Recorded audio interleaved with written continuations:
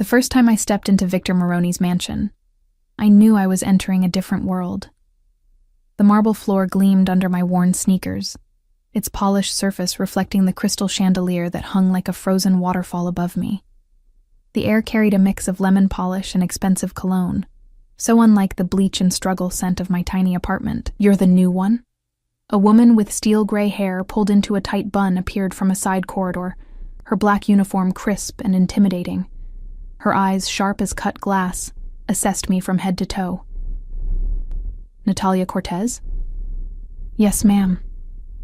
I smoothed my hands over the simple black dress I'd bought yesterday, the nicest thing I owned, yet it felt painfully inadequate in this palace. "I'm Mrs. Reynolds, the head housekeeper. You'll address me as Mrs. Reynolds, nothing else." She didn't offer her hand, just a clipboard with papers for me to sign. "You've been hired on a probationary basis. Your background check cleared, but Mr. Maroney has final say on all staff." I swallowed hard, pen hovering over the forms. 2 weeks ago, I'd been a waitress at a downtown restaurant, struggling to make rent and juggling medical bills for my 5-year-old daughter, Sophie. Then came the incident. A tray of drinks spilled over an elegantly dressed man. Instead of getting fired, I received a business card and an offer for a housekeeping position at triple my current salary. I hadn't questioned my luck then. I should have. "Mr. Maroney is rarely home, but when he is, you are to be invisible," Mrs. Reynolds continued. "You'll be responsible for the East Wing, including his private office. You do not enter when he's inside. You do not touch papers on his desk. You do not answer his phone. You dust, vacuum, polish, and leave." "Understood?" "Yes, Mrs. Reynolds. Maria will train you." She gestured to a younger woman hovering nearby. "Don't disappoint me."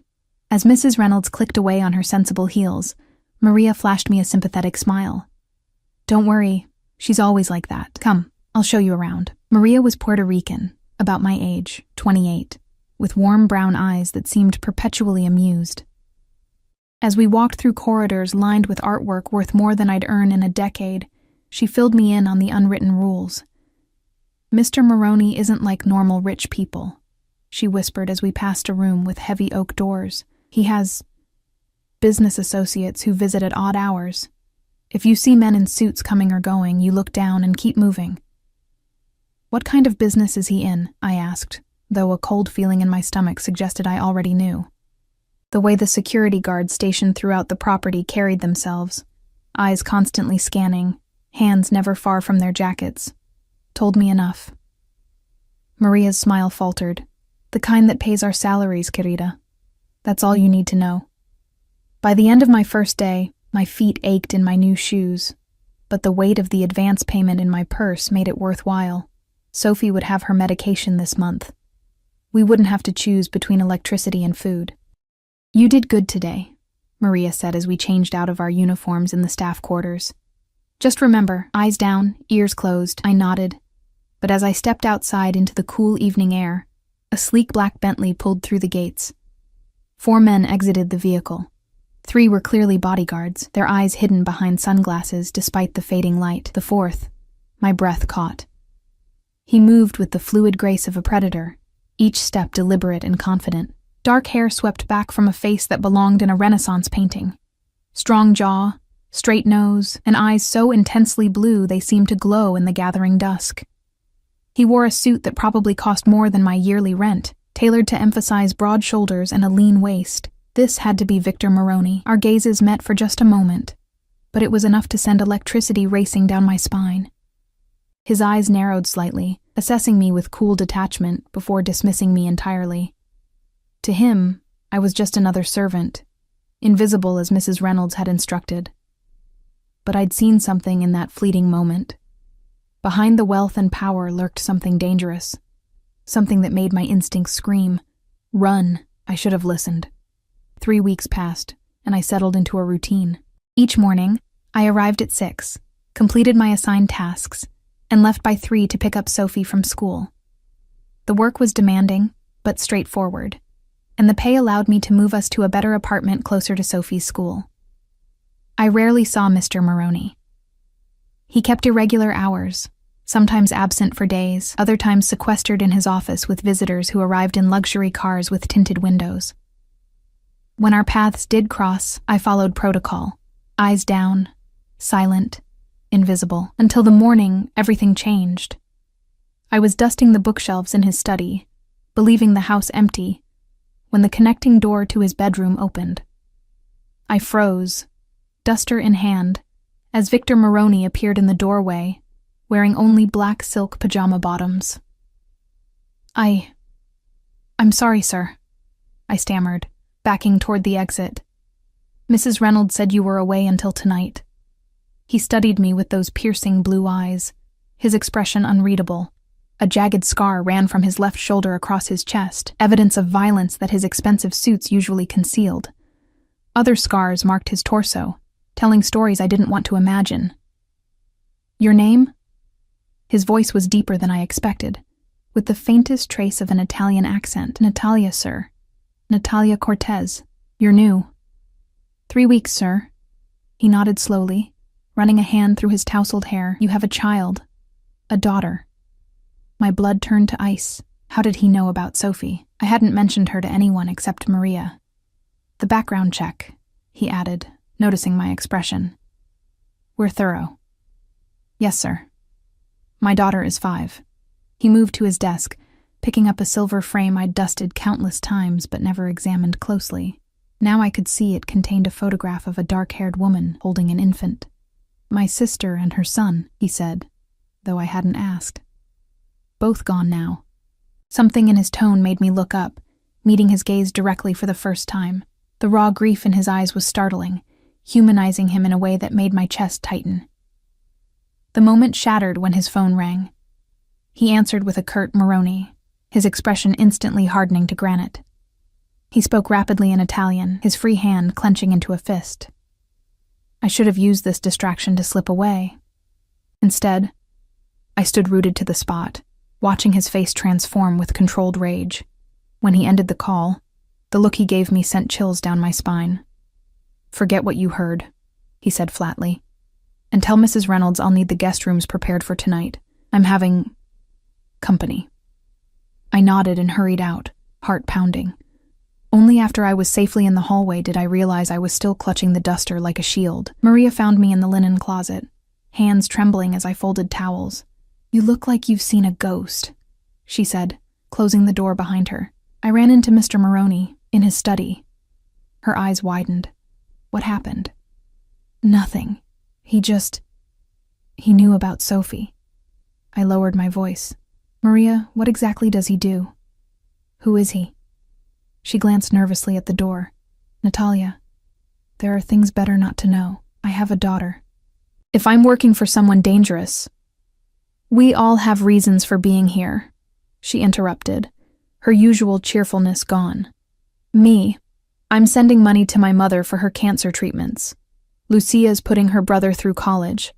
Mrs. Reynolds has been here 20 years. Rumor is she's actually Mr. Maroney's aunt on his mother's side. She leaned closer. But listen to me. Mr. Maroney protects his people. As long as you're loyal, you and your daughter will never want for anything. Just don't ask questions, and don't repeat anything you hear. That night, I couldn't sleep. Maria's words echoed in my mind, along with the memory of Victor Maroney's eyes. Cold one moment, filled with grief the next. I'd stepped into something much bigger than a housekeeping job, and part of me knew I should take Sophie and disappear. But where would we go? Without this salary, her medication would be unaffordable, and something told me that running from Victor Maroney might be more dangerous than staying. The next morning, Mrs. Reynolds assigned me to prepare the guest rooms for Mr. Maroney's visitors. As I was changing sheets in the 3rd bedroom, I heard voices from the adjacent sitting room. The door was slightly ajar, and Mr. Maroney's distinctive voice carried clearly. The shipment arrives tomorrow. Customs has been handled. And the FBI problem? Asked a second voice, heavily accented. Agent Donovan will be taken care of. He's been getting too close to our operations in the harbor. You trust this will be clean? There won't be any connection to us. His brake lines will fail on his way home tonight. Just another tragic accident. I stifled a gasp, nearly dropping the stack of pillowcases I was holding. They were planning to murder someone, an FBI agent. The casual way they discussed it, like ordering dinner, made my stomach churn. The voices moved closer to the door, and I frantically looked for somewhere to hide. There was nowhere to go. I was trapped. "One more thing," Mr. Maroney said, his voice now just outside the bedroom. "I've been informed we may have a leak, someone talking to the feds." My heart hammered against my ribs as the doorknob turned.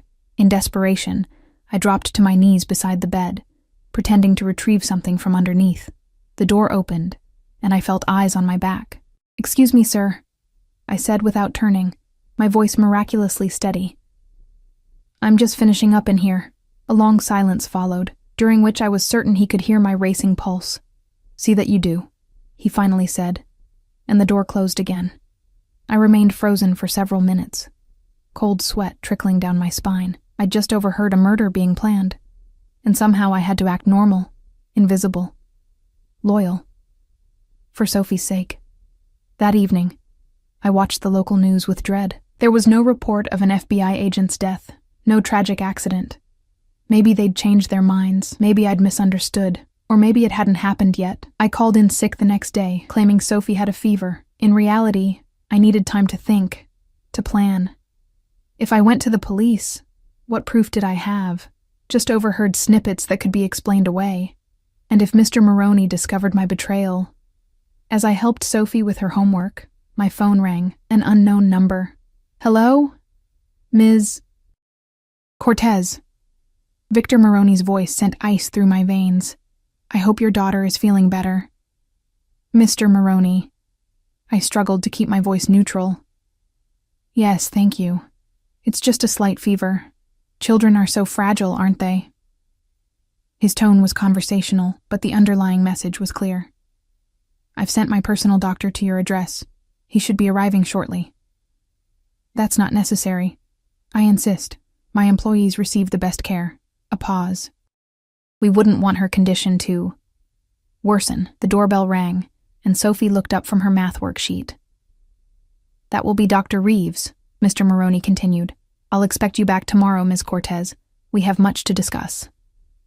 The line went dead, and I stood frozen, staring at my front door. He knew where we lived. He'd sent someone to my home. The threat wasn't even thinly veiled. I opened the door to find an elderly man with kind eyes and a medical bag.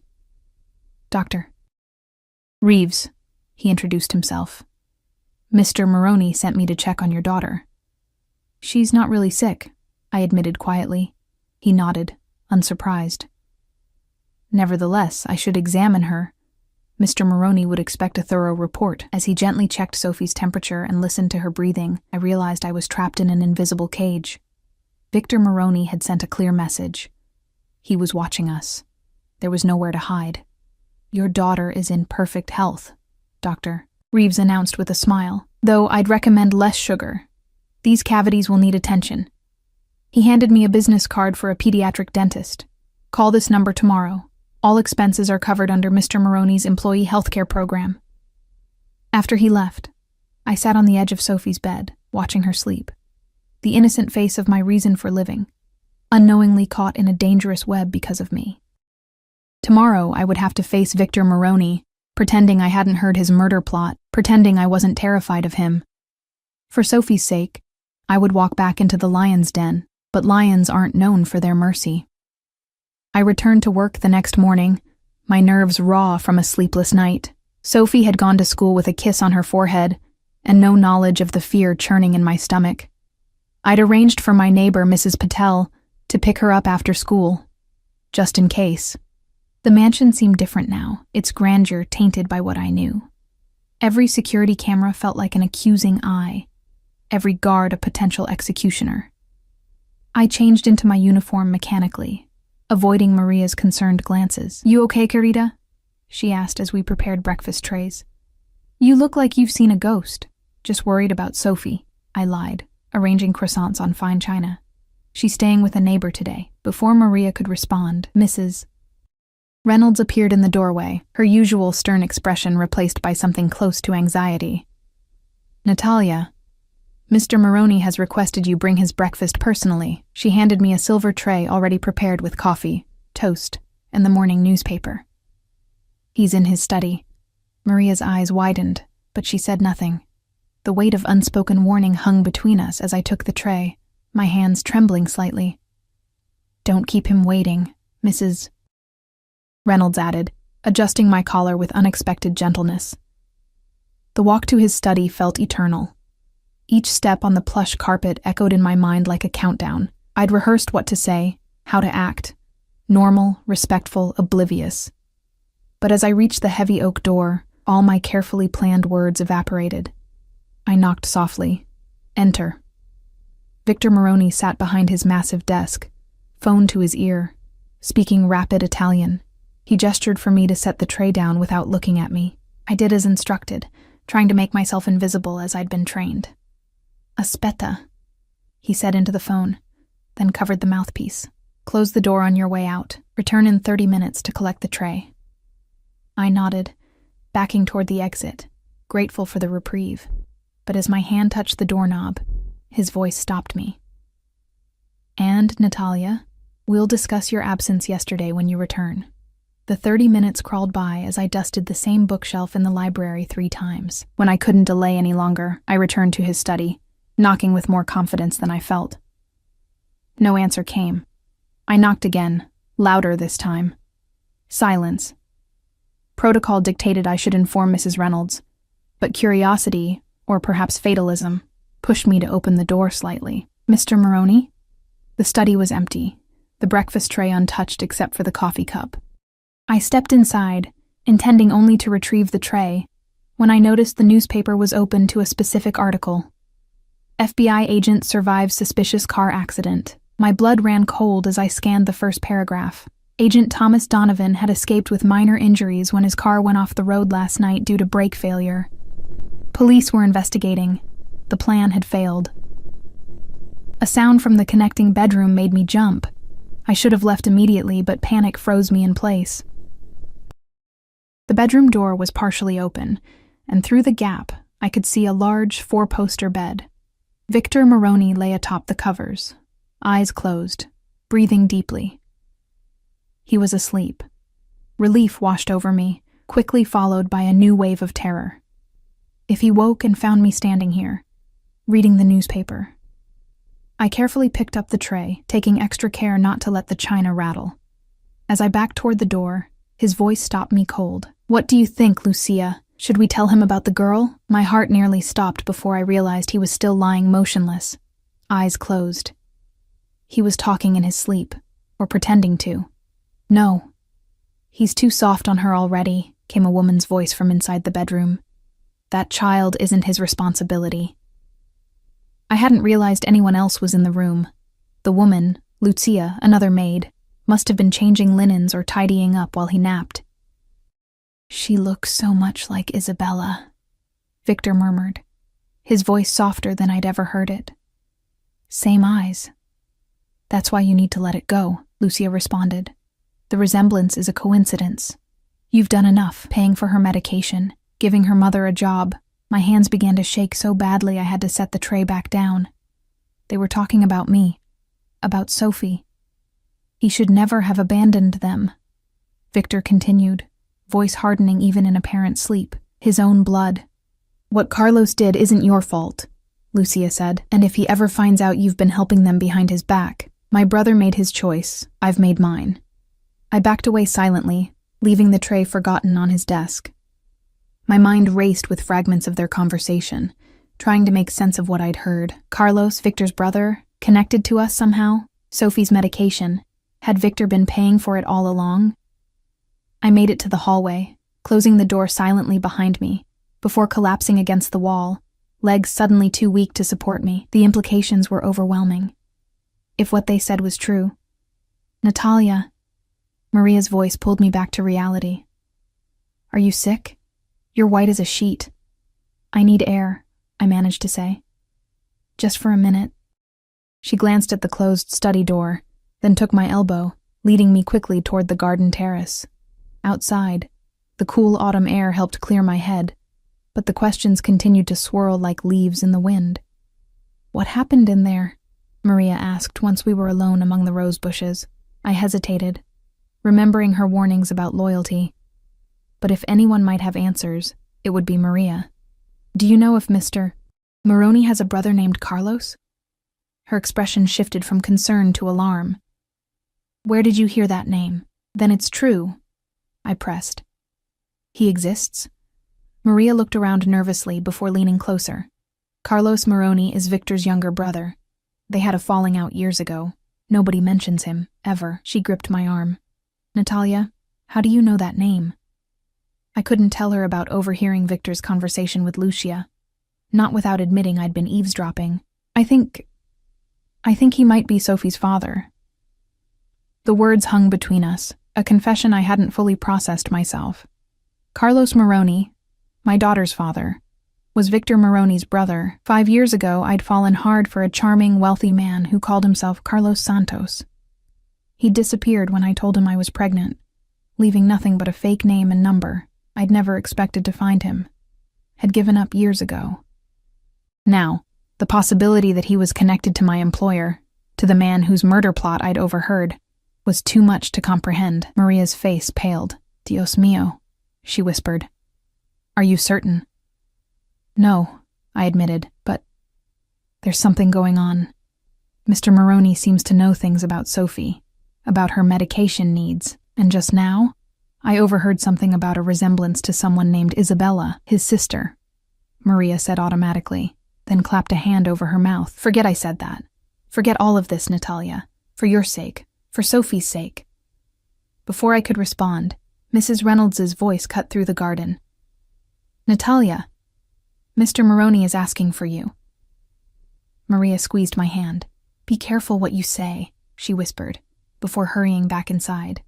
I found Victor Maroney fully dressed now, standing at the window of his study when I entered. He didn't turn around immediately, leaving me to stand awkwardly by the door. You forgot to take the tray, he said finally, his back still to me. I apologize, sir. I moved to retrieve it, noticing the newspaper was now folded closed, the incriminating article hidden from view. Did you read it? His question was casual, but tension radiated from his shoulders. Read what, sir? He turned then, his blue eyes searching mine for deception. The newspaper. I held his gaze, channeling years of hiding bills from Sophie, of pretending everything was fine when it wasn't. No, sir. I don't make a habit of reading other people's papers. Something shifted in his expression. Approval, perhaps, or disappointment that his trap had failed. Your daughter, he said, changing tactics. Sophie. How is she feeling today? Much better, thank you. I clutched the tray tighter, knuckles whitening. And thank you for sending Dr. Reeves. It was unnecessary, but kind. Kindness has nothing to do with it. He moved closer, and I forced myself not to step back. You're under my employ, which means your daughter is under my protection. Remember that. The way he emphasized protection made it sound more like a threat than a reassurance. I understand, Mr. Maroney. Do you? He was close enough now that I could smell his cologne, something expensive and subtle, with notes of cedar and spice. I think perhaps you don't. Without warning, his hand shot out, gripping my wrist and causing the china to rattle on the tray. He took it from me with his other hand, setting it aside without breaking eye contact. You were outside my bedroom door for quite some time, he said softly. Listening, perhaps. My throat went dry. I knocked, but you didn't answer. I thought you might have stepped out, yet the connecting door was open, and you could clearly see I was inside. His grip tightened. What did you hear, Natalia? The use of my name, the intensity in his eyes, broke my resolve. Something about Carlos, I admitted. And Sophie. His expression hardened, but he released my wrist. My brother, he said flatly. A worthless gambler and womanizer. You think he's Sophie's father? It wasn't a question. Victor moved to the window again, creating distance between us. The timing fits. The resemblance is striking, especially to our sister, Isabella. I never knew his real name, I said, rubbing my wrist where his fingers had left red marks. He called himself Carlos Santos. That's his gambling alias. Victor's laugh held no humor when he needs to disappear from his debts. My mind struggled to process this confirmation. Sophie's father, the man who'd abandoned us, was the brother of one of the most dangerous men in the city. And somehow, Victor had been watching over us all along. The medication, I said slowly. Sophie's health insurance, that was you? He shrugged, the gesture incongruously casual. Family is family, even when they don't know it. Does Carlos know? About Sophie? Something dangerous flashed across Victor's face. My brother relinquished any right to know his daughter when he abandoned her mother. He turned fully to face me. And now we have a problem, Natalia. My heart sank. Because I know the truth. Because you know too many truths. He gestured to the newspaper, about Agent Donovan, for instance. I stiffened, caught in my lie. I didn't. Spare me. He waved a dismissive hand. The cameras in this room recorded everything. I know exactly how long you stood reading that article. Terror washed over me as I realized the full extent of my situation. He knew I'd overheard his murder plot. He knew I'd lied about it. And now he knew I was aware of the family connection to Sophie. Are you going to kill me? The question slipped out before I could stop it. Victor's eyebrows rose, genuine surprise crossing his features before he laughed, a rich, unexpected sound. Kill you? The mother of my niece? What kind of monster do you think I am? The kind who arranges brake failures for FBI agents, I replied, surprising myself with my boldness. His amusement vanished. You understand nothing about my business or the choices I'm forced to make. I understand enough. I squared my shoulders, fear giving way to maternal protectiveness.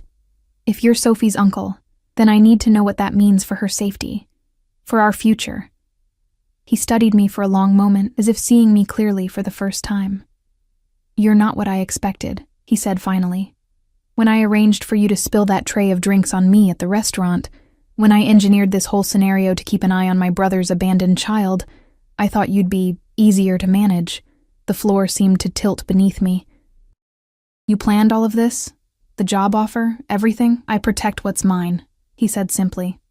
Sophie is Maroney blood. When I discovered her existence, and Carlos's abandonment, certain arrangements had to be made. We're not yours, I hissed, anger finally breaking through my fear. Sophie is my daughter, not some pawn in whatever twisted game you're playing with your brother. Victor moved with startling speed, suddenly looming over me, his presence overwhelming. You misunderstand me, Natalia. I'm not your enemy. His voice dropped to a near whisper. But I'm about to become your only protection. What are you talking about? Carlos knows about Sophie now. His blue eyes held mine, intense and unblinking. Someone told him. And unlike me, my brother doesn't believe in responsibility. He sees her as a liability, evidence of his past indiscretions that could cost him his current engagement to an heiress. Cold dread pooled in my stomach. What does that mean? It means you're not safe anymore, Victor said bluntly. Neither of you are. Not without my help. I thought of Sophie, her gap-toothed smile when I dropped her off at school this morning, unaware that her world was about to change forever. What do we do? You have two choices. Victor returned to his desk, suddenly all business. Leave town tonight. New names, new identities.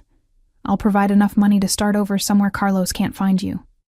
Or stay under my direct protection. His expression was unreadable. Move into the East Wing guest suite with Sophie. Let me handle Carlos my way. Live here? I gestured around incredulously. In a house where murder is planned over breakfast?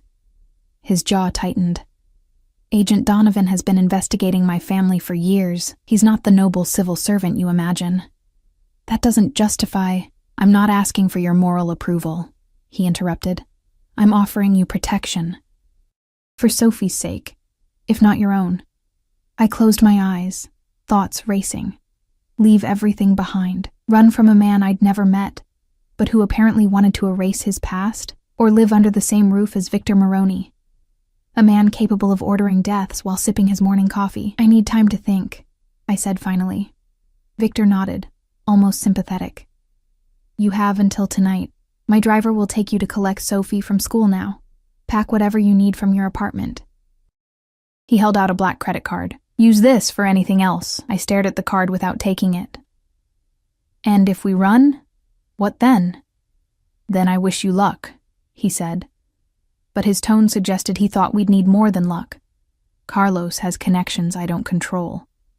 But you're the powerful one, I said, confused. The head of the family. A bitter smile crossed his face. Power isn't always where it appears to be. He pressed the card into my palm, closing my fingers around it. Choose wisely, Natalia, for both your sakes. As I turned to leave, his voice stopped me once more. One last thing. If you're wondering why I'm helping you, why I've been helping all along. He picked up the silver frame from his desk, the one with his sister and her child. Isabella died because Carlos was too proud to ask for my help. Her son, my nephew, died with her.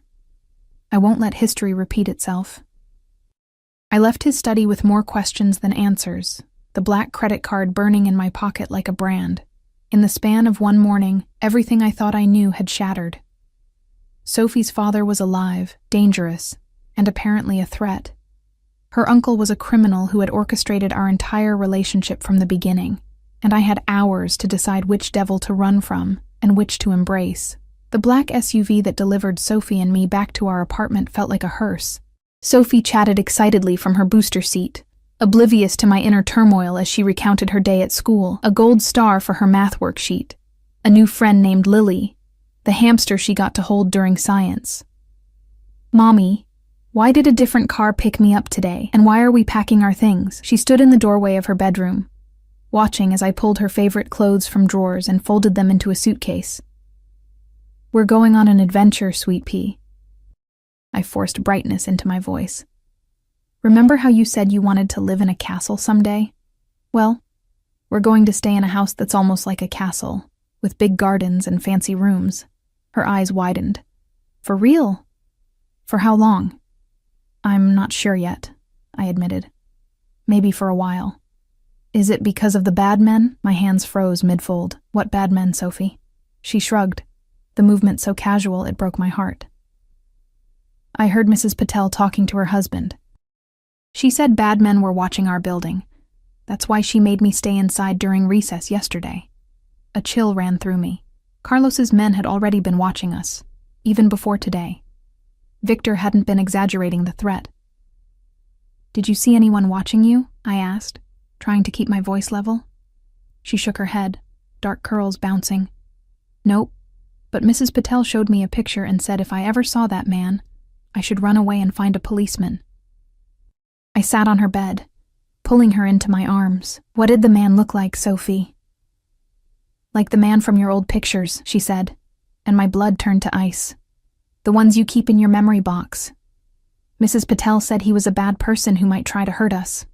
Mrs. Patel, my elderly neighbor who'd been watching Sophie after school for years, had recognized Carlos from the few photographs I'd kept. And she'd been protecting my daughter without telling me, afraid of frightening me. How long had this been going on? We're going somewhere safe, I promised, holding her tighter. Somewhere with guards and gates, where no bad men can find us. Like a fortress? Her eyes lit up, finding adventure where I saw only danger. Exactly like a fortress. I kissed the top of her head, inhaling the scent of her strawberry shampoo. Now, which stuffed animals absolutely have to come with us? An hour later, the SUV was loaded with our essential belongings. I'd left a note for Mrs. Patel, thanking her and promising to call once we were settled.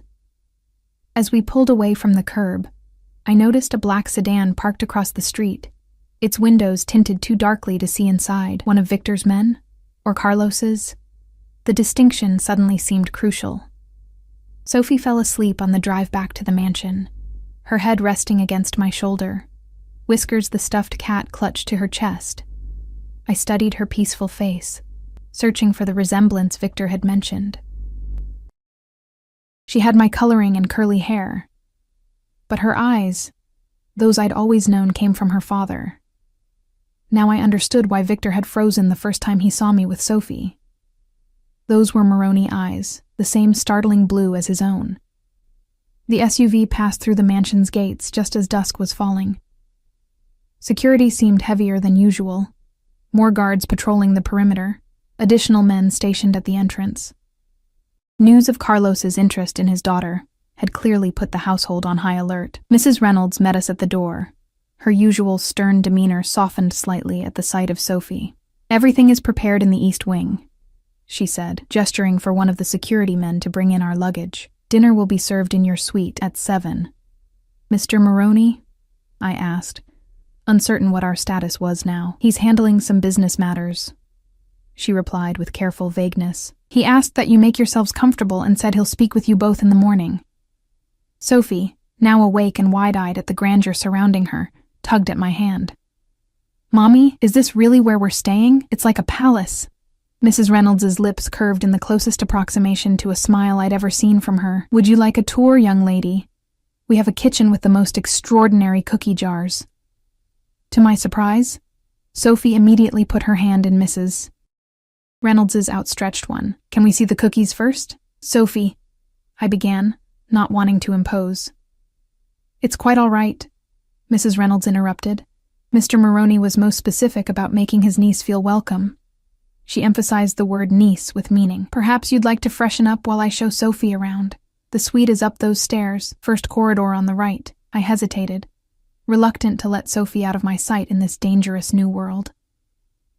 But Mrs. Reynolds's expression held a gentleness I hadn't seen before, and Sophie was already chattering about what kinds of cookies might be waiting. I'll be right upstairs if you need me, I told Sophie, receiving a distracted nod in return as Mrs. Reynolds led her toward the kitchen. The suite turned out to be larger than our entire apartment. A spacious sitting room with plush sofas and a fireplace, a master bedroom with a canopied bed, and a smaller room decorated in pastel colors with a twin bed covered in stuffed animals. Someone had gone to considerable trouble to create a child's paradise, complete with a bookshelf stocked with titles I recognized from Sophie's bedtime requests. Our bags had already been delivered and unpacked, our clothes hanging in cedar-scented closets. Even Sophie's favorite cereal sat on a shelf in the small kitchenette, alongside her preferred brand of juice. The level of detail was both impressive and unsettling. How long had Victor been planning this? I was examining a framed photograph on the mantel, a younger Victor with his arm around a beautiful dark-haired woman who had to be Isabella, when a soft knock came at the door. Maria stood in the hallway, a hesitant smile on her face. I thought you might want some company, she said. And answers. I stepped back to let her in, grateful for a friendly presence. I have so many questions I don't even know where to start. She glanced around the suite with a low whistle. East Wing. He's really pulled out all the stops. What does that mean? This is family territory, she explained, running a finger along the polished mantel. Mrs. Reynolds, the security team, a few senior staff. They're the only ones allowed in this wing. Well, and Mr. Maroney's closest associates. We're prisoners in a gilded cage, I murmured, sinking onto one of the sofas. Maria sat beside me, her expression sympathetic. It's more complicated than that. She leaned closer. The East Wing has its own security system, separate from the rest of the house. It's a fortress within a fortress, because of Carlos. She nodded.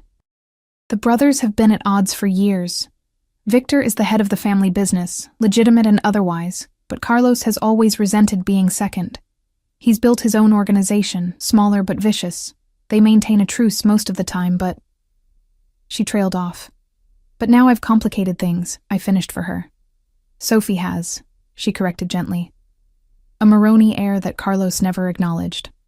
If word gets out, it would damage his standing with his future in-laws. Old money, very traditional. And it would strengthen Victor's position as the family patriarch, protecting the next generation while Carlos abandoned his own blood. The political implications made my head spin. My daughter, my sweet, innocent Sophie, was a pawn in a Machiavellian power struggle between criminal brothers. What am I supposed to do? I whispered, fear threatening to overwhelm me. Sophie deserves a normal life, not this. Maria took my hand. Normal is a luxury in this world, Carita. But safe? Victor Maroney can give her that. She squeezed my fingers. He's not a good man by most standards, but family means everything to him. Since Isabella died, he told me about her, I said. And her son. Then you understand. Maria stood, moving to the window to gaze out at the darkening gardens. After their deaths, something in Victor changed. He became harder, more ruthless in business, but almost obsessive about protecting what family remained. Even family he didn't know existed until recently, I asked skeptically. Maria's expression grew troubled. That's the part I don't understand. Victor has known about Sophie for years, since before she was born. The revelation hit me like a physical blow. That's impossible. I never told anyone who her father was. I didn't even know his real name until today. All I know is that when I started working here 3 years ago, Mr. Maroney already had a file on you both. He would get updates about Sophie's health, your financial situation. She shrugged apologetically. I saw the reports sometimes when I cleaned his office. My mind raced back over the past 5 years. The mysterious health insurance that appeared just when Sophie needed specialized care. The scholarship to the good preschool I couldn't possibly afford. The rent assistance program that seemed too good to be true. All Victor's doing. Why wait so long to bring us here? I wondered aloud. Why engineer that spilled tray of drinks now? Before Maria could answer, the suite door opened and Sophie burst in, her face smeared with chocolate and her eyes bright with excitement. Mommy, Mrs. Reynolds showed me the cookie room and the garden with the fountain, and she says there's a movie room where we can watch anything we want. Can we live here forever? Behind her, Mrs. Reynolds appeared, looking slightly apologetic.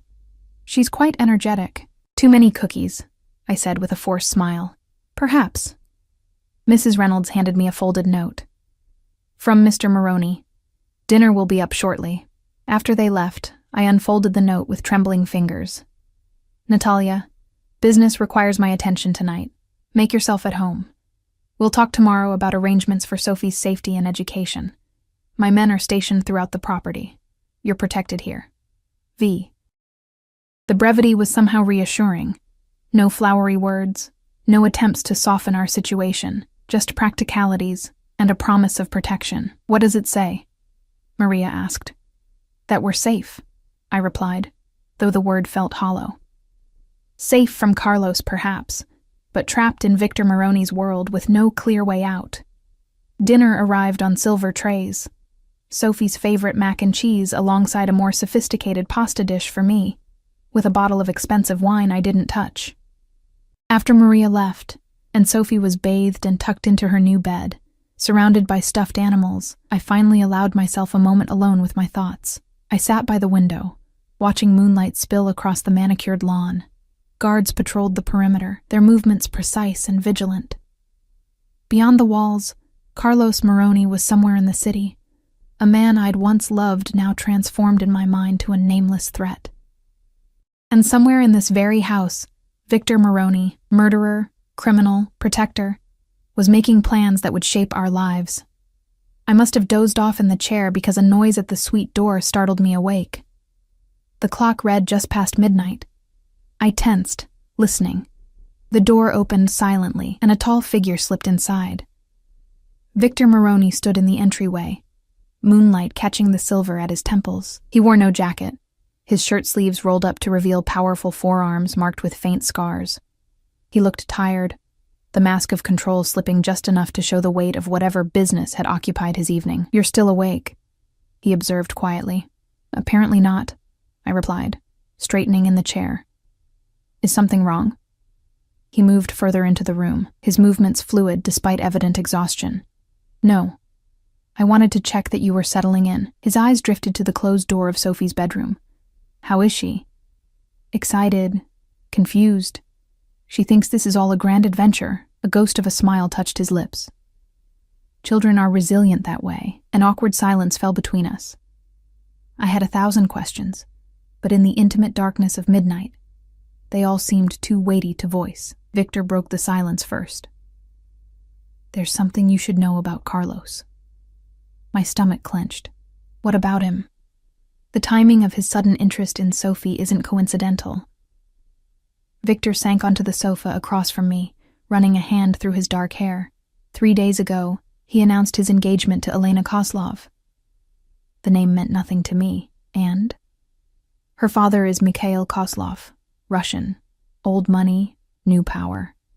The marriage would solidify an alliance between our families and the Koslov organization. What does this have to do with Sophie? Victor's blue eyes, so like my daughter's, held mine steadily. Everything. The Koslovs place immense value on family loyalty. If they learned Carlos had abandoned his own child, he shrugged. The engagement would be off, along with the alliance Carlos has spent years building. Understanding dawned, so he wants to eliminate the evidence. Sophie and me. Carlos always was efficient, Victor said, his tone darkening. One car accident, and his path to power is clear again. The casual way he referenced our potential murders made my blood run cold. And you? What do you get out of protecting us? He seemed surprised by the question. Sophie is my niece. You've known that for years, according to Maria. Yet you kept your distance. Why the change now? Victor stood abruptly, moving to the window to stare out at his domain. Isabella's son would have been 7 this year, he said, his voice so low I barely caught the words. After they died, I swore to protect what family remained. That included watching over Carlos's abandoned child from afar. But not bringing us into your home, I pressed. Not until now. What changed, Victor? The use of his first name slipped out accidentally, but he didn't seem to notice. Intelligence came in last week. Carlos has been making moves against me, testing my territory, my alliances. I suspected a larger play was coming. He turned back to face me. When I learned about the Kozlov engagement, everything fell into place. Sophie had become a liability he needed to eliminate before finalizing the deal. So we're pawns in your game with your brother, I said bitterly. Political leverage. Anger flashed across his features. Is that what you think? That I engineered all this? Your job here, this suite, the security, as some elaborate power play, didn't you? He moved toward me with predatory grace, stopping when just a foot separated us. If all I wanted was leverage, Natalia, I would have announced Sophie's existence to the world the moment I confirmed she was Carlos's daughter. I would have paraded her in front of the Kozlovs and watched my brother's empire crumble. The intensity in his eyes made me shrink back in my chair. Then why didn't you? Because she deserves better than to be a weapon, he said fiercely. Because you both deserved a chance at normal lives, away from all this. He gestured around us.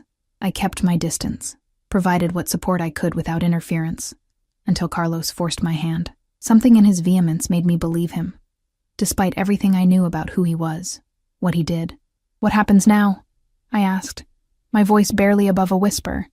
Now we adapt. He stepped back, his expression softening slightly. Sophie will need tutors. The local schools aren't secure enough. You'll continue your work here if you wish, or I can arrange another position that allows you to stay close to her. And Carlos? A darkness passed over Victor's face.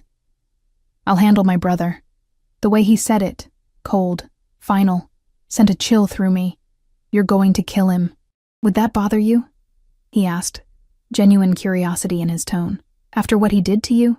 After what he planned for Sophie? I thought of the man I'd known as Carlos Santos. His charming smile, his passionate declarations, his easy lies.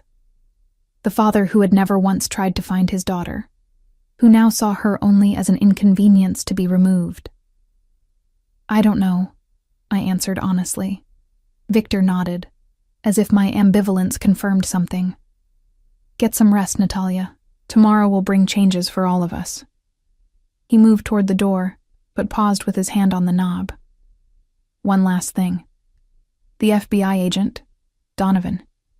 He survived the brake failure because I ordered it that way. I stared at him, confused. What? The conversation you overheard was staged.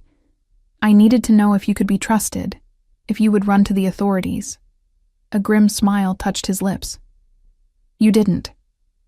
Even when you believed a man's life was at stake, you protected Sophie first. That's when I knew you belonged here. Before I could process this revelation, the test I'd unknowingly passed, he was gone, the door closing silently behind him. I remained by the window, watching the moon track across the sky, feeling the foundations of my world shift once again. In the span of a day, I'd learned that my daughter's father was a dangerous man who wanted us dead, that her uncle had been our secret benefactor for years, and that I'd somehow become entangled in a blood feud between criminal brothers. Most disturbing of all, I was beginning to feel something for Victor Moroni that went beyond gratitude or fear, something I couldn't name yet, but that pulled me toward him despite everything I knew he was capable of. In Sophie's room, I heard her stir and murmur in her sleep. Whatever came next, whatever impossible choices lay ahead, one thing remained certain. I would protect my daughter, even if that meant accepting Victor Maroney, with all his darkness and contradictions, as our shield against the world. The next 2 weeks settled into a surreal routine. Sophie thrived in her new environment, blissfully unaware of the dangerous currents swirling around her. A kind-eyed woman named Ms. Powell arrived each morning to tutor her, transforming the sweet sitting room into a classroom filled with books, educational games, and art supplies. In the afternoons, Sophie explored the mansion's secure gardens with Mrs. Reynolds, who had revealed an unexpected tenderness toward my daughter. I continued my duties as a housekeeper, though now limited to the east wing where we lived. The other staff treated me differently, a subtle deference that made me uncomfortable. I wasn't quite staff anymore, but neither was I family. I existed in a liminal space, protected by Victor's name, but not truly belonging to his world. Victor himself remained an enigma. Some days he joined Sophie and me for dinner, watching with quiet intensity as she chattered about her lessons. Other days he disappeared entirely, attending to business that I deliberately didn't ask about. When our paths crossed, something electric hung in the air between us. Unspoken questions, unacknowledged tension, the strange intimacy of shared secrets. It was during the 3rd week that everything changed again. I was arranging fresh flowers in the East Wing sitting room when Maria burst in, her face pale with urgency. "Natalia, where's Sophie?" she demanded, glancing around the empty room. "In the garden with Mrs. Reynolds." "Why? What's wrong?" She grabbed my arm, pulling me toward the window that overlooked the rear gardens. "Look." Below, I could see Sophie feeding the koi in the ornamental pond, Mrs. Reynolds beside her. 2 guards stood nearby, alert, but relaxed. The scene appeared perfectly normal. "I don't understand." "Not there," Maria hissed, pointing beyond the garden walls to the tree line that marked the property's boundary. "There." At first, I saw nothing, but then a flash of movement caught my eye. A figure in dark clothing slipping between the trees, the metallic glint of binoculars catching the sunlight. "Someone's watching," I whispered, fear clutching at my throat. "Carlos's men." "Victor thinks so." Maria's voice dropped even lower. "There was an attempt to breach the east perimeter last night. The guards intercepted them before they got close, but..." She trailed off, her expression grave. "But what, Maria? One of the men they caught was working for us. A guard who'd been with the family for years. Carlos turned him. The implications hit me like a physical blow. The fortress wasn't as secure as we'd believed. The enemy was already inside. "We need to get Sophie," I said, already moving toward the door. Maria caught my arm. "Victor sent me to tell you to pack a bag. Just essentials. He's moving you both tonight." "Moving us where?" "The lake house. It's more remote, easier to secure.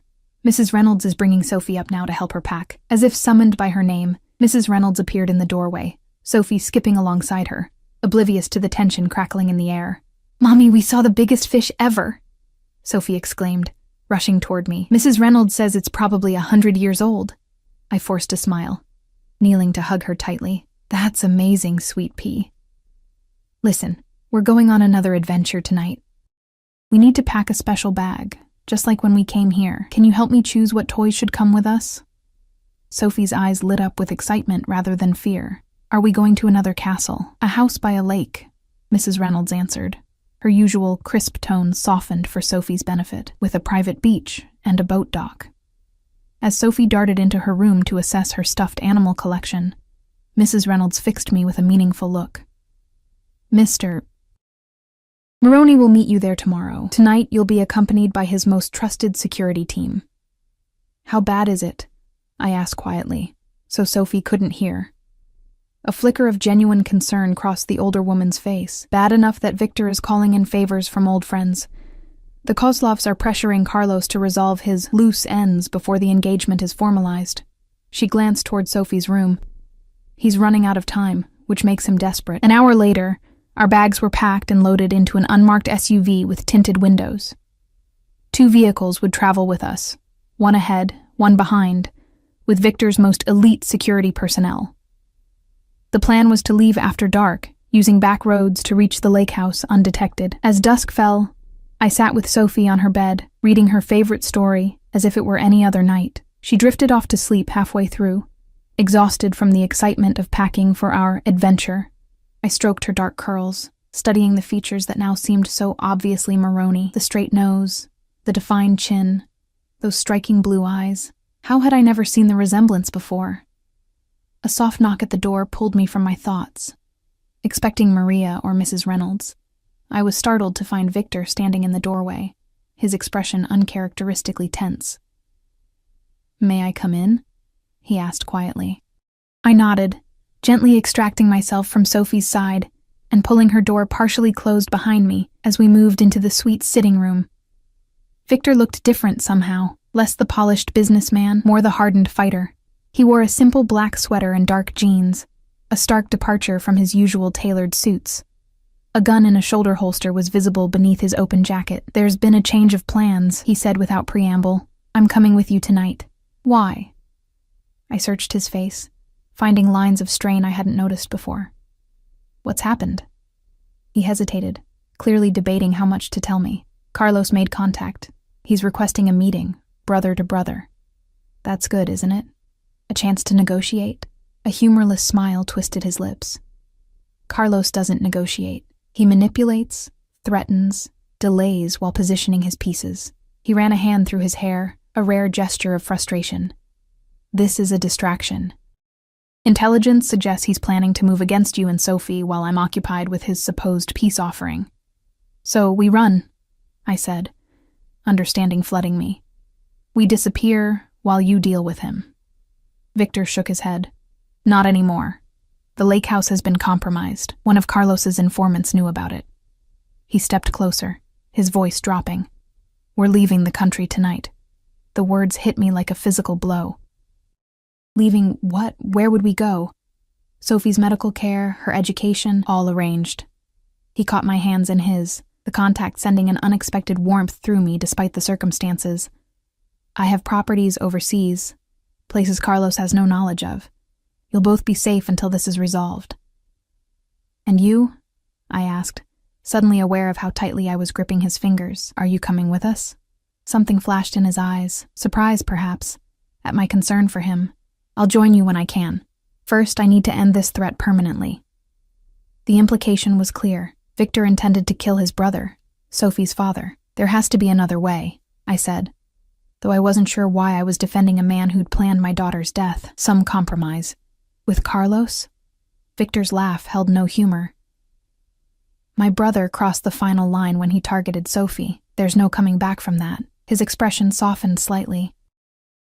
"You don't need to worry about the details. Just know that once this is finished, you'll both be free to live however you choose, with my protection or without it." The thought of a life without Victor's presence, after everything we'd been through, created an unexpected hollowness in my chest. When had he become more than just our protector? When had his rare smiles, his gentleness with Sophie, his unwavering resolve begun to matter so much? "I don't know if we can just walk away," I admitted quietly.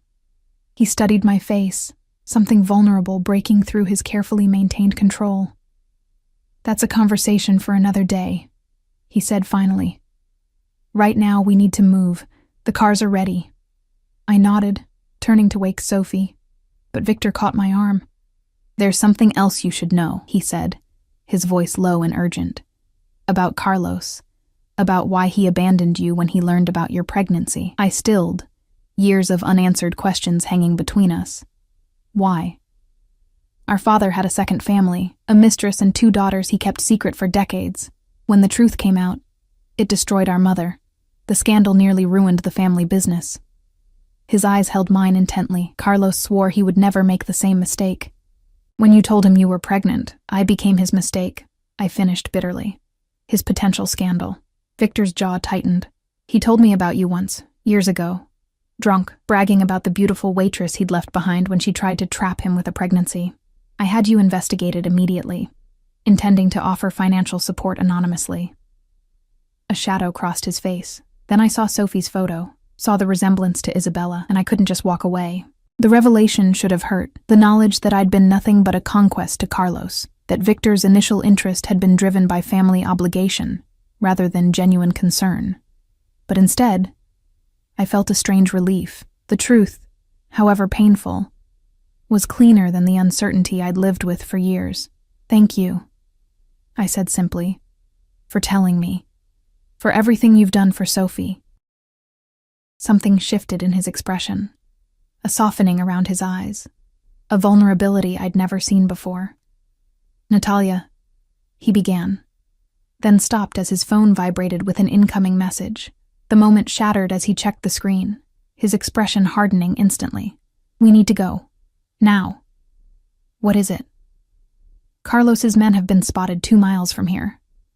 He moved to Sophie's door. "Wake her, gently. We leave in 5 minutes." Sophie stirred reluctantly when I shook her, confusion clouding her sleepy eyes. "Is it adventure time already?" she murmured. "Yes, sweet pea. We need to go now." I helped her into her shoes and coat, maintaining a calm demeanor despite the urgency pulsing through me. "Uncle Victor is coming with us." "Isn't that exciting?" She perked up at that, rubbing her eyes. "The scary man is coming too?" I froze. "What scary man, Sophie? The one who looks like Uncle Victor but isn't as nice." She yawned. "He showed me pictures on his phone yesterday.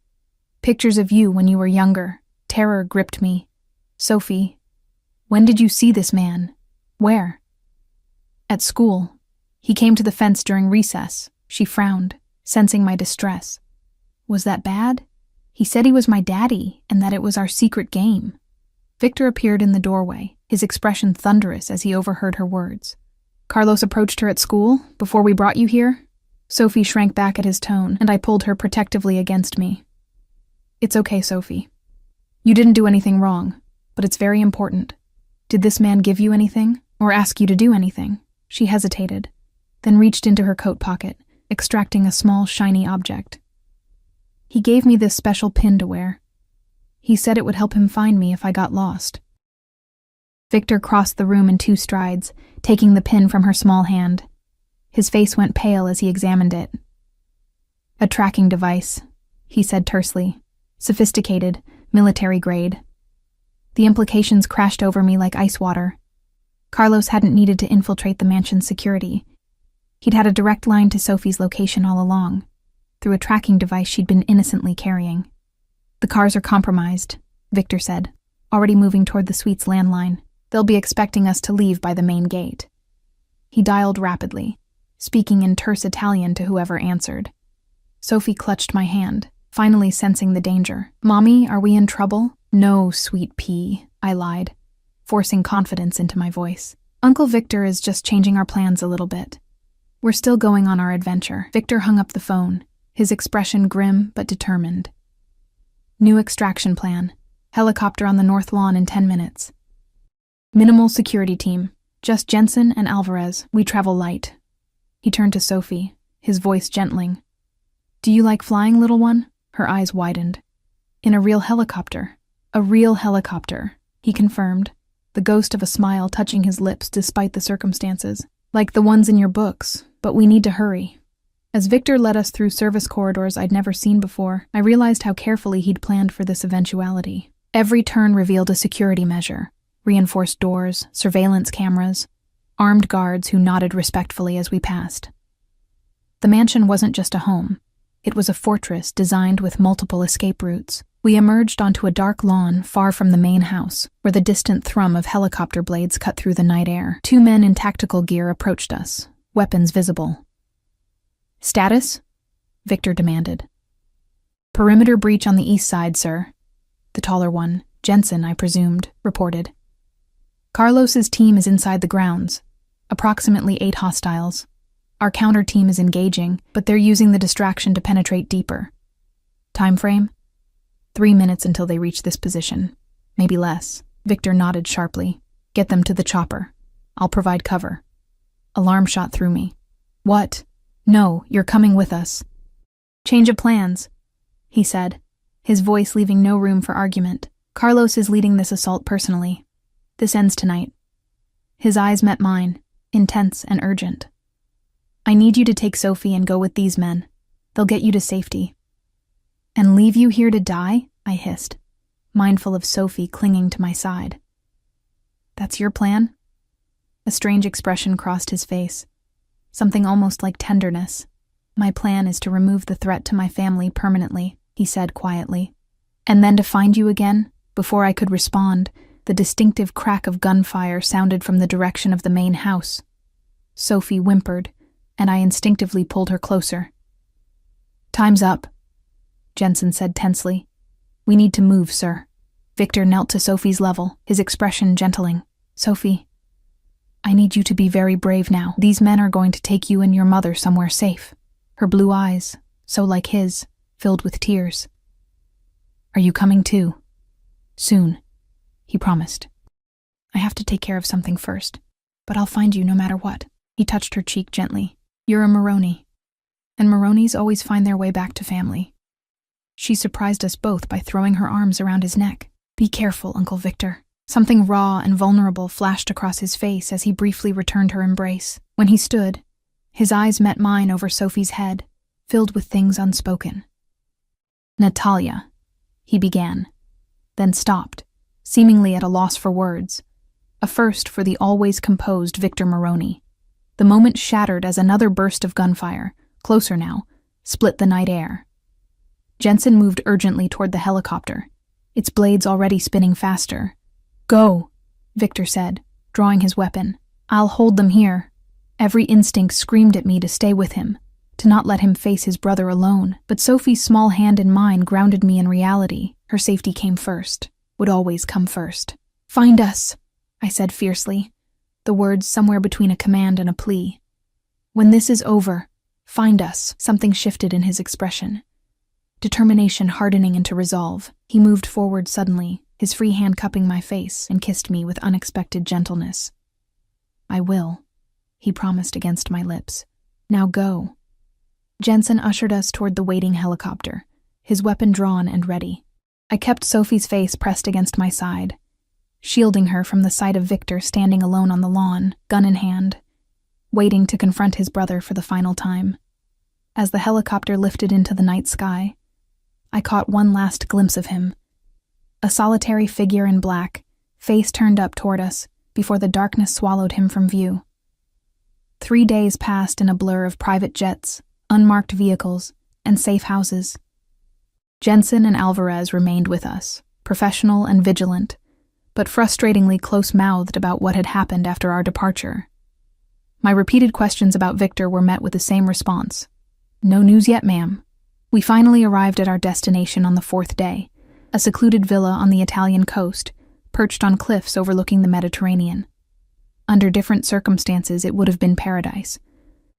Sophie immediately fell in love with the stone terrace and its infinity pool, the winding path that led down to a private beach, the brightly painted fishing boats bobbing in the distance. I tried to share her enthusiasm, to pretend this was simply a luxurious vacation. But each passing hour without word from Victor hollowed me out a little more. Had he survived the confrontation with Carlos? Was he injured, captured, or worse? The uncertainty was its own kind of torture. On the morning of the 5th day, I woke before dawn, restless, and unable to sleep. I made my way to the terrace, wrapping a blanket around my shoulders against the pre-dawn chill. The sea stretched endlessly before me, silver gray in the liminal light between night and day. The Mediterranean was always my mother's favorite view, a familiar voice said behind me. I whirled around, the blanket slipping from my shoulders. Victor stood in the doorway, silhouetted against the warm light from inside. He looked exhausted, a fresh bandage visible at his temple, his right arm in a sling.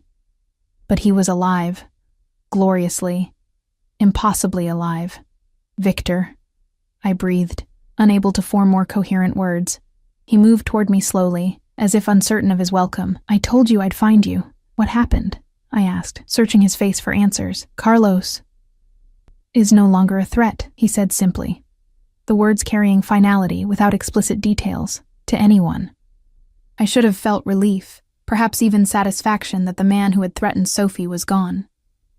Instead, a complicated knot of emotions tightened in my chest. Sorrow for the father Sophie would never know, regret for the reconciliation that could never happen, and overwhelming gratitude that Victor had survived. "You're hurt," I said, gesturing to his injuries. A ghost of a smile touched his lips. "You should see the other guy." The attempt at humor, so unexpected from the usually serious Victor, broke something loose inside me.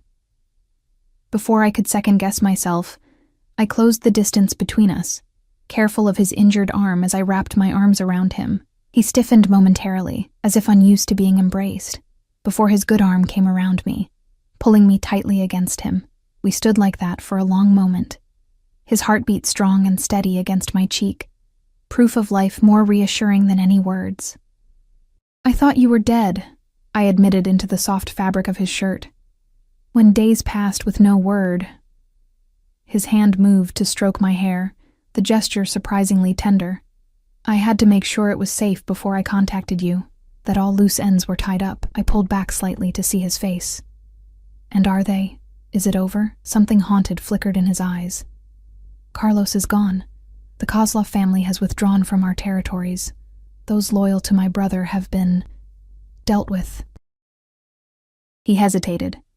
"But there will always be threats in my world, Natalia. Always enemies waiting for weakness. And that's why you came alone," I realized, noting the absence of security personnel. "No entourage, no guards." He nodded slowly. "No one knows you're here, not even my most trusted people. This place existed off-book, a contingency I created years ago." His good hand came up to touch my face, his expression more vulnerable than I'd ever seen it. "I needed to give you a choice." "What choice?" "To stay hidden, protected. New identities, unlimited resources, a normal life for Sophie." He gestured toward the villa, the beautiful coastline beyond. "All this would be yours, with no connection to the Moroni name or its dangers." His voice roughened. "Or to come back with me, to accept what being part of my family truly means." I studied his face in the strengthening dawn light. The scars, the lines of authority and burden, the unexpected gentleness in eyes that could turn cold with deadly purpose when needed. "And if we choose to stay hidden?" I asked carefully. "What then?" Pain flashed across his features, quickly masked. "Then I leave today. Establish a secure communication protocol for emergencies only. Visit perhaps once a year if it's safe." He drew a controlled breath. "You would be free, Natalia, both of you. Free, but alone," I said softly. "Safe," he corrected. "And if we come back with you?" Something dangerous and hopeful kindled in his eyes. "Then you accept everything that comes with being a Moroni. The protection, the privilege, the danger. Sophie would be acknowledged publicly as my niece, my heir. You would never be ordinary again." I thought of Sophie, sleeping peacefully inside, unaware that her future was being decided in this pre-dawn conversation. She deserved a normal childhood, free from fear and violence. But she also deserved family, the uncle who had risked everything to protect her, who looked at her with the same love I felt. And what did I deserve, after years of struggling alone? The safety of anonymity, or the complicated protection of Victor Moroni's world? The simple life I'd always known, or the dangerous, exhilarating path that had opened before me? "I need to think about it," I said finally, "for Sophie's sake." He nodded, disappointment warring with understanding in his expression. "Of course." We stood in silence as the sun crested the horizon, painting the sea in shades of gold and pink. Victor's arm remained around me, warm and solid, as if he was memorizing the feeling of holding me in case it was the last time. "Uncle Victor," Sophie's excited voice broke the moment as she burst onto the terrace in her pajamas. "You found us." His face transformed with genuine joy as she launched herself at him. He caught her one-armed, wincing slightly at the impact against his injuries, but his smile never faltered. "I promised I would, didn't I?" he said, kneeling to her level. Moronis always keep their promises to family. As I watched them together, Sophie chattering excitedly about the villa, Victor listening with rapt attention, I realized the decision had already been made. We were already a family, bound by blood and choice, and the shared danger we'd survived. The path ahead would never be simple or entirely safe. Victor's world held darkness, and violence alongside its protection and privilege. But it also held him, this complicated, dangerous man who had become essential to us both. Later, when Sophie had dragged Victor off to show him her favorite spot on the beach, I stood alone on the terrace once more. The Mediterranean stretched before me, vast and beautiful and unknown, like the future that awaited us if we chose to embrace the Maroney name fully. I had never been one to choose the dangerous path. All my life, I'd sought safety, stability, the well-worn roads of ordinary existence. But watching Victor and Sophie on the beach below, their dark heads bent together in conversation, their matching profiles outlined against the sparkling sea, I knew there was no going back to the life I'd known before. For better or worse, our futures were intertwined with Victor Maroney's. The only question that remained was whether we would embrace that fate openly or continue to hide in the shadows, always looking over our shoulders. As if sensing my thoughts, Victor looked up from the beach, his eyes finding mine across the distance. Even from here, I could see the question in them, the vulnerability beneath the strength, the hope behind the carefully maintained control. I smiled, the decision settling into certainty in my heart, and began to make my way down the path toward them, toward family, toward home, toward whatever awaited us in Victor Maroney's dangerous, beautiful world. 6 months later, snow dusted the grounds of the Maroney estate, transforming the gardens into a winter wonderland that delighted Sophie. From my position at the window of the east wing, I watched her build a lopsided snowman with Mrs. Reynolds, their laughter visible in puffs of condensation against the cold air. 2 security men maintained a discreet distance, their vigilance never wavering despite the peaceful scene. "She looks happy." Victor's voice came from behind me, warm and familiar now. I turned to find him standing in the doorway of our suite, snowflakes melting on the shoulders of his black wool coat. In the months since our return from Italy, he'd softened somehow, the razor-sharp edges of his personality gentled by Sophie's presence in his life. "She is happy," I confirmed, accepting the coffee he offered, "especially since you promised to take her sledding this weekend." A smile touched his lips. "The East Hill has the perfect gradient. My sister and I used to race down it as children." These casual mentions of his past, of the family he'd lost and mourned, had become more frequent. Like ice gradually thawing, Victor had begun to share pieces of himself, small fragments of the boy he'd been before responsibility and violence had shaped him into the man he became. Our return to the mansion had brought changes no one could have predicted. Victor had publicly acknowledged Sophie as his niece and heir, a move that sent shockwaves through both legitimate business circles and the shadowy world he still commanded. The Maroney name, once whispered with fear, now carried a different weight, still powerful, but evolving into something more complex under Victor's leadership. "The board meeting went well?" I asked, noting the satisfaction in his expression. "Better than expected. The expansion into clean energy investments is proceeding ahead of schedule." He removed his coat, revealing the tailored suit beneath. Even now, seeing him dressed this way stirred something in me, the powerful businessman and the dangerous protector, both aspects of the man I'd come to love. The Foundation's first round of scholarships will be announced next month. The Isabella Maroney Foundation, established in his sister's memory, had become Victor's passion project, channeling millions into medical research and educational opportunities for underprivileged children.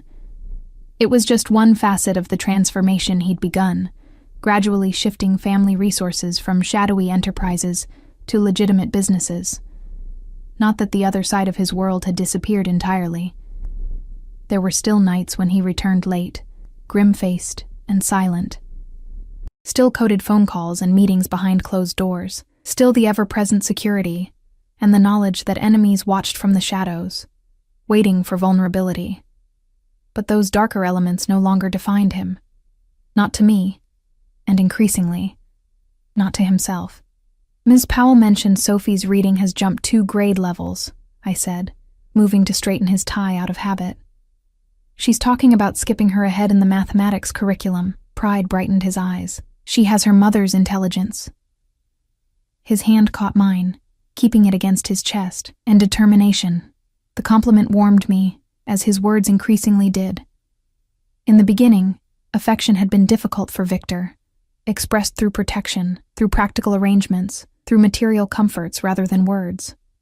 Now, he was learning a new language, one of emotional vulnerability and open affection. The gala preparations are complete, I told him, changing subjects, though I still think hosting 200 people here is a security nightmare.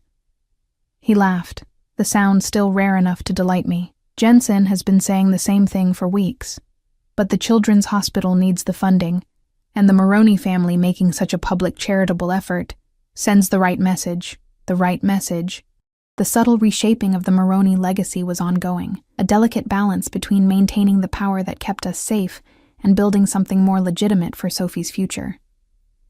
Victor's long game, played with the same strategic brilliance he'd once devoted exclusively to expanding his organization's influence. I should check on Sophie, I said, glancing out at the garden where her snowman now sported what looked suspiciously like one of Mrs. Reynolds' scarves. Victor's hand tightened slightly on mine. Wait, there's something we need to discuss first. The seriousness in his tone made me tense. What is it? Is there a new threat? No, nothing like that. He led me to the sitting area, an unusual nervousness in his movements as he sat beside me. It's about us, about the future. My heart quickened. Despite sharing my bed for months, despite the depth of feeling between us, Victor had maintained a certain reserve, as if expecting everything to be snatched away at any moment. What about the future? I asked carefully. He reached into his pocket, withdrawing a small velvet box that made my breath catch. I've been carrying this for weeks, waiting for the right moment. A self-deprecating smile touched his lips. I'm discovering I'm not particularly good at this part. Victor. He opened the box, revealing a ring that gleamed even in the winter light. A deep blue sapphire surrounded by diamonds, set in platinum. Beautiful, but not ostentatious. Perfect. I never expected to want this, he said, his voice rougher than usual. Family, connection, a life beyond the organization. Then Sophie appeared, and you with her, and suddenly everything changed. He took my hand, his eyes, so like Sophie's, holding mine with uncharacteristic vulnerability. I know what I am, Natalia, what I've done. The darkness that will always be part of me. His thumb brushed over my knuckles. But you make me want to be more than that. You and Sophie. You've given me a reason to build something better. I blinked back unexpected tears. Are you proposing, Victor Maroney? A ghost of his dangerous smile appeared. I'm trying to. If you'd let me finish. I laughed softly, emotion tightening my throat. Sorry. Continue. He took the ring from its box, holding it between us. I can't promise a normal life.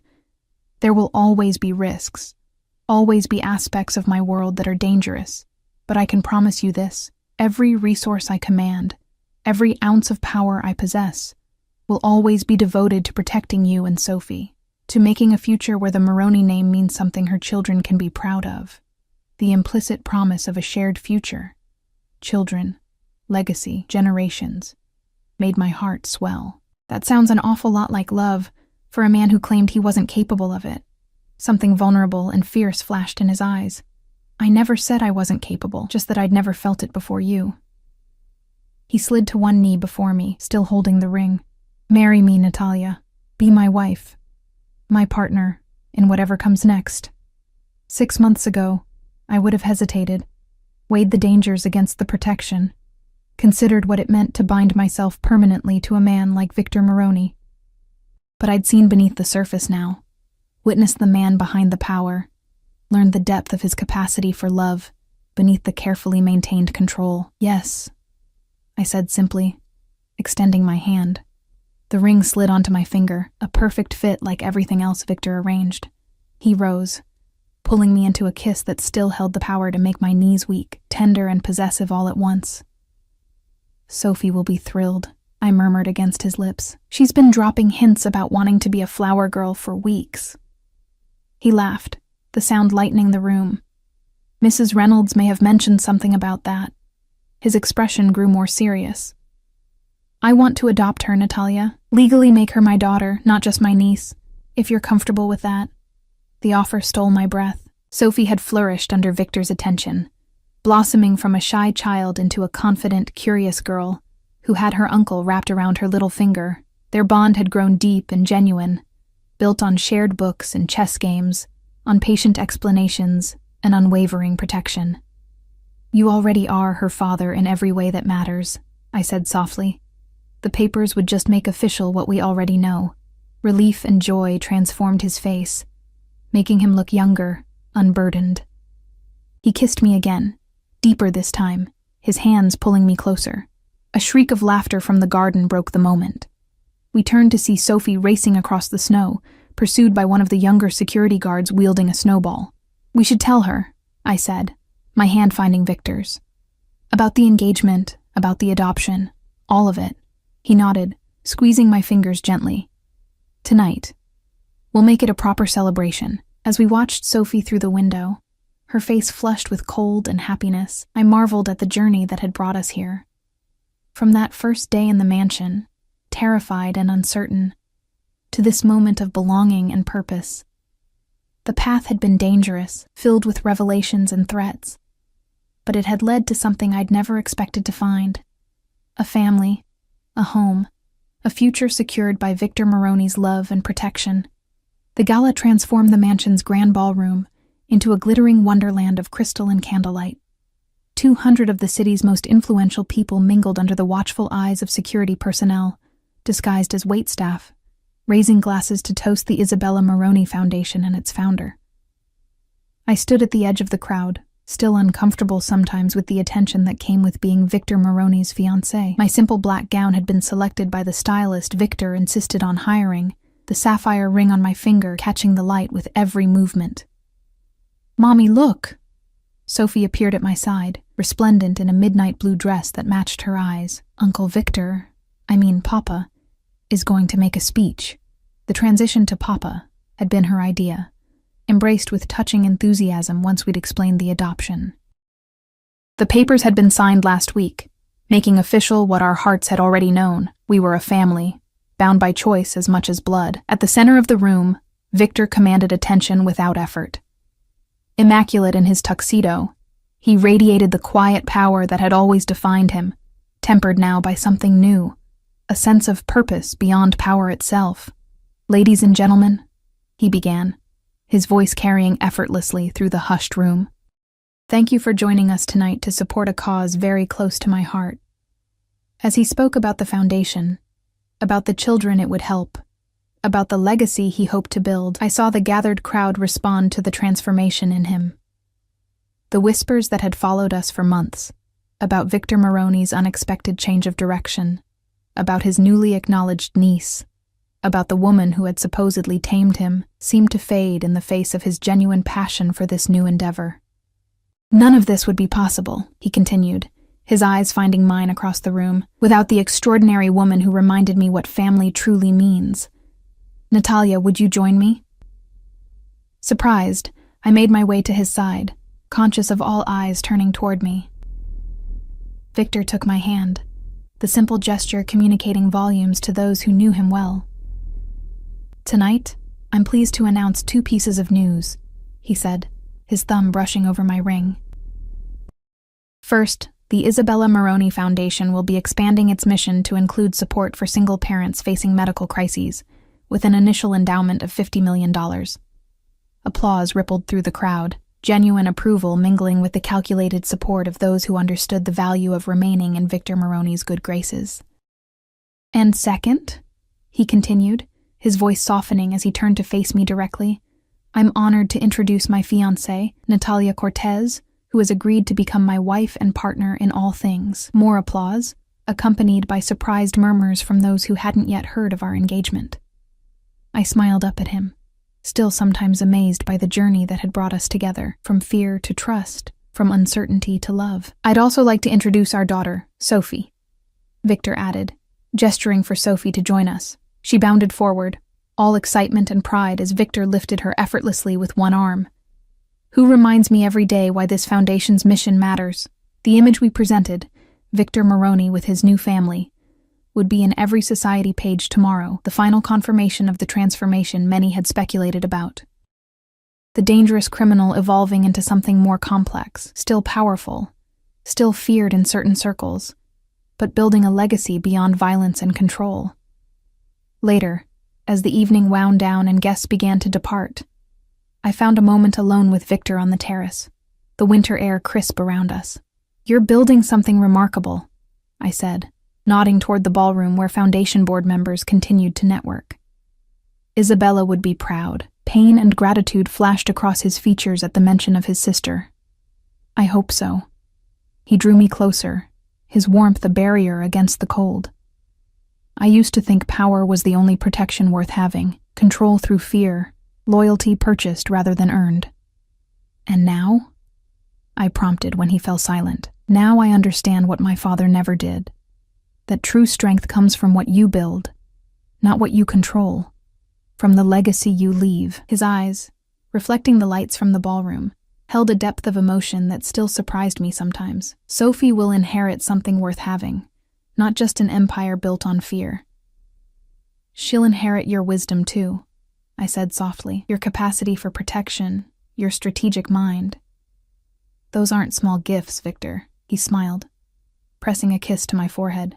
"From you, she gets compassion, resilience, the ability to see good even in complicated people. Like her father," I said, meaning him rather than Carlos, a distinction he understood immediately. "I'm still not a good man by conventional standards," he warned, a reminder he still felt compelled to voice occasionally, as if I might suddenly realize who and what he was. "Good is subjective," I countered, reaching up to touch his face. "You're the right man for us, that's what matters." From inside came the sound of Sophie's laughter, bright and uninhibited. She'd charmed every guest at the gala, a natural diplomat who somehow combined Victor's confidence with my warmth. In her, I could see the future taking shape, the new generation of the Maroney family, raised with love rather than fear, power tempered by compassion. "We should get her to bed," Victor said, though he made no move to leave the quiet intimacy of the terrace. "It's well past her bedtime. 5 more minutes," I murmured, echoing Sophie's favorite delay tactic. "I like having you to myself for a moment." His laugh rumbled through his chest, the sound still rare enough to treasure. "Mrs. Reynolds is perfectly capable of wrangling one small girl into pajamas. Mrs. Reynolds is currently teaching that small girl how to play poker with the security team," I informed him. "Apparently our daughter has quite the poker face." "Another useful Maroney trait," he noted, pride evident in his voice. "Though perhaps we should save gambling lessons for when she's a bit older." The casual way he spoke of the future, of years stretching ahead of us, of Sophie growing up under our shared guidance, filled me with a contentment I'd never expected to find, especially not with a man like Victor Maroney. "When I first came here," I said quietly, "I was terrified of you." He nodded, no surprise in his expression, "as you should have been. I was a different man then." "No," I corrected him gently. "You were the same man. I just couldn't see past the surface. Couldn't see the depth of your capacity for love behind all that control." Something vulnerable flickered in his eyes. "You saw what no one else did," he admitted. "Possibility rather than threat." "I saw you," I said simply. "The real you, beneath everything else." He pulled me closer, his kiss carrying the passion that still flared between us, undiminished by months of intimacy. When we finally separated, his expression held a rare openness. "I love you, Natalia," he said, the words still new enough to carry weight. "You and Sophie. You've given me a life I never thought possible." "We love you too," I replied, the truth of it warming me against the winter chill. "All of you, not just the parts that are easy to love." From inside came Sophie's voice, calling for us to come see her card trick. Victor smiled, offering his arm with old-world courtesy. "Duty calls," he said, his tone light but his eyes serious. "Our daughter awaits. Our daughter." The words settled around my heart like a promise fulfilled.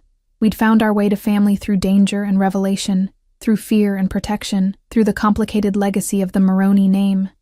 As we walked back into the warmth of the ballroom, Victor's hand steady at my waist, I caught our reflection in the tall windows, the three of us together, Sophie running to meet us, her face alight with joy. Not a conventional family by any standard, formed through circumstances no one could have predicted, but bound by something stronger than blood or name or power. Love, choice, the decision to build something lasting from the broken pieces of the past. Victor lifted Sophie into his arms, her delighted laughter echoing through the now empty ballroom. As I watched them together, the dangerous man who had become her father, the little girl who had softened his hardened heart, I knew we had found our resolution, our happily ever after wrapped in complications and complexity. The Maroney name would always carry weight, would always attract both respect and danger. But we had transformed its meaning, forging a new legacy from the shadow of the old. And in that transformation, in that conscious choice to build rather than destroy, we had found our true home, not in the mansion's grand halls or Victor's global properties, but in each other, in family, redefined through love.